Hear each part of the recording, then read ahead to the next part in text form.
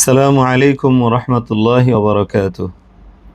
عن جابر رضي الله تعالى عنه قال أن رسول الله صلى الله عليه وسلم أمر بلعق الأصابع والصحفة وقال إنكم لا تدرون في أيها البركة.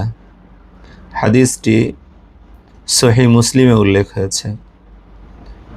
হযরতে জাবির রাদিয়াল্লাহু তাআলা আনহু বলেন, রাসূলুল্লাহ সাল্লাল্লাহু আলাইহি ওয়াসাল্লাম আদেশ করলেন, তোমরা খাবারের পর আঙ্গুল চেটে খাবে এবং পাত্রটাও চেটে খাবে, কারণ তোমরা জানো না খাবারের কোন অংশে আল্লাহ পাক বরকত রেখেছেন।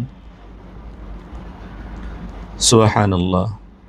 আল্লাহ রাব্বুল আলামিন আমাদের সকলকে আল্লাহ পাকের দেয়া বরকত হাসিল করার তৌফিক দান করেন।